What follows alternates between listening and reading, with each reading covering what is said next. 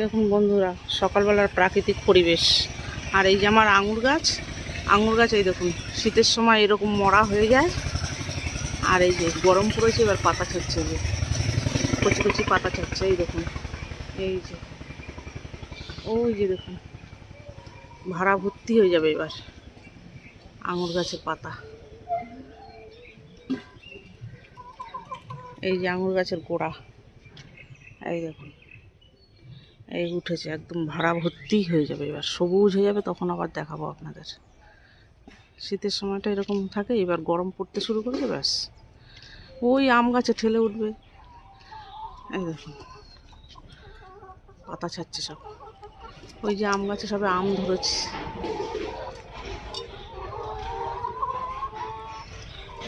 ওই যে দেখুন আমের গুটি ধরেছে। নমস্কার বন্ধুরা, ঘটি বাটির রসুই ঘরে আপনাদের সবাইকে স্বাগত। আজ আমি বানাবো ডিম ঢেঁড়স। ডিম ঢেঁড়স বানানোর জন্য লাগছে ঢেঁড়স, দুটো ডিম, পেঁয়াজ, কাঁচা লঙ্কা, নুন, জিরে গুঁড়ো, হলুদ গুঁড়ো, লঙ্কা গুঁড়ো, ধনে গুঁড়ো, 5 ফোড়ন, সামান্য একটু মিষ্টি লাগবে। আর এটা সম্পূর্ণ রান্না হবে সর্ষের তেলে, বা সাদা তেলও দিতে পারেন। সাদা তেল, সর্ষের তেল মিশিয়েও করা যায়। কিভাবে করছি দেখুন। গ্যাসে আমি কড়াইটা চাপিয়ে দিয়েছি। এবার দেব আমি একটু সর্ষের তেল। প্রথমে আমি ঢেঁড়সগুলোকে ভেজে নিচ্ছি। দেব একটু নুন আর একটু হলুদ। নুন আর হলুদ দিয়ে আমি ঢেঁড়সটাকে প্রথমে ভেজে নেব। ঢেঁড়সটাকে এইভাবে এই মাপে কাটতে হবে। এই যে দেখুন যেভাবে আমি কেটেছি এইভাবে কাটতে হবে। প্রথমে ঢেঁড়সটাকে ভালো করে ধুয়ে নিতে হবে।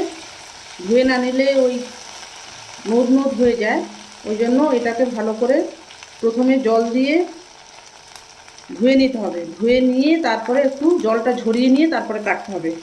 আর কাটতে হবে ঠিক এরকম সাইজে। আমি যেমনভাবে কেটেছি ঠিক এরকমভাবেই কাটতে হবে। দেখুন বন্ধুরা, এই যে ঢেঁড়সটা আমার ভাজা হয়ে গেছে নুন হলুদে। এবার এটাকে আমি তুলে দিচ্ছি।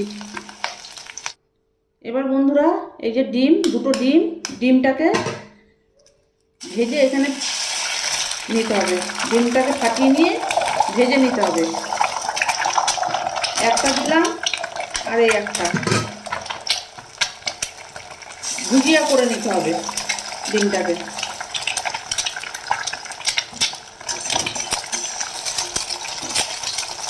একটু নুন দিয়ে দেবো, একটু হলুদের গুঁড়ো দিয়ে দেবো, একটু লাল লঙ্কার গুঁড়ো দিয়ে দেবো। দিয়ে এবার এটাকে ভুজিয়ে করে নিতে হবে। এই যে এইভাবে করে নিতে হবে। এই যে দেখুন বন্ধুরা, ডিমটা প্রায় হয়ে এসেছে। এই যে আমার ভুজিয়া করা হয়ে গেছে। এবার এটাকে আমি নামিয়ে নেব। কড়াইতে একটু সাদা তেল দিয়ে দিয়েছি। এবার দিয়ে দেবো একটু 5 ফোড়ন। এই যে 5 ফোড়ন দিয়ে দিলাম একটু।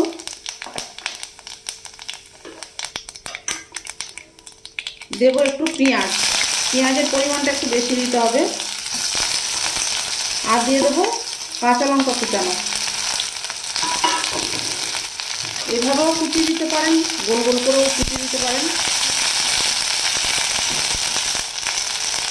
একটু সামান্য নুন দিয়ে দিচ্ছি। পেঁয়াজটা একটু ভাজা ভাজা হবে।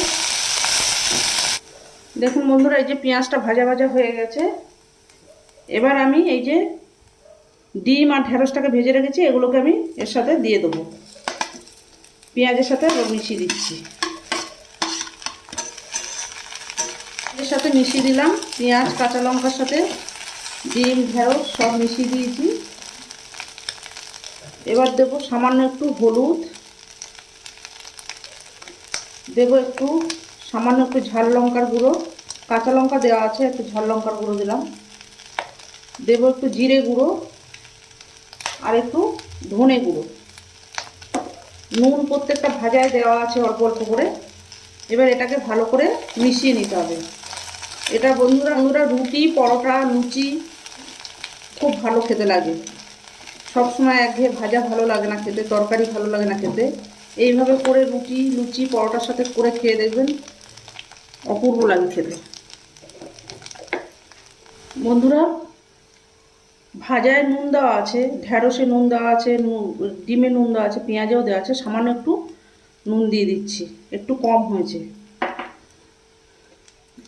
আর এবার দেবো একটু চিনি, একটু মিষ্টি দিতে হবে স্বাদটাকে একটু ব্যালেন্স করার জন্য। একটু মিষ্টি দিয়ে দিলাম।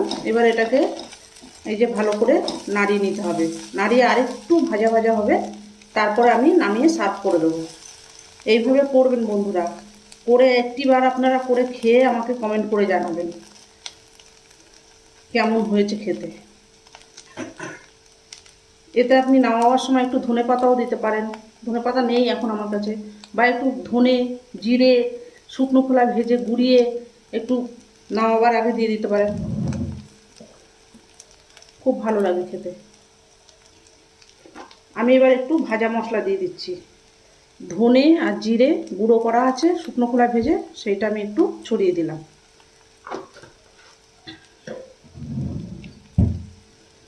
এবার এটাকে ভালো করে মিশিয়ে নিয়ে আমি এবার নামিয়ে ফেলবো। রেডি হয়ে গেছে আমার ডিম ঢ্যাঁড়স। ডিম ঢ্যাঁড়স পুরো রেডি। এবার আমি এটাকে সার্ভ করে দেবো। দেখুন বন্ধুরা, এই যে আমার ডিম ঢ্যাঁড়স রেডি, সার্ভ করে দিয়েছি। দেখুন কি সুন্দর দেখতে হয়েছে, খেতেও অসাধারণ হয় বন্ধুরা। এটা এইভাবে করে আপনারা খেয়ে দেখবেন, একটিবার করে দেখবেন। এখন তো প্রচুর ঢ্যাঁড়স উঠেছে, এই ঢ্যাঁড়স দিয়ে এইভাবে ডিম দিয়ে, আরও যদি হাঁসের ডিম দিয়ে করেন আরও ভালো লাগে খেতে। আমি এখানে নতুন ভিডিও পেতে আমার চ্যানেলটির সঙ্গে থাকবেন, সাবস্ক্রাইব করবেন, লাইক করবেন, প্রচুর প্রচুর শেয়ার করবেন। নেক্সট ভিডিও আসার অপেক্ষায় থাকবেন। ততক্ষণ আপনারা সবাই সুস্থ থাকুন, ভালো থাকুন, সাবধানে থাকুন। ধন্যবাদ।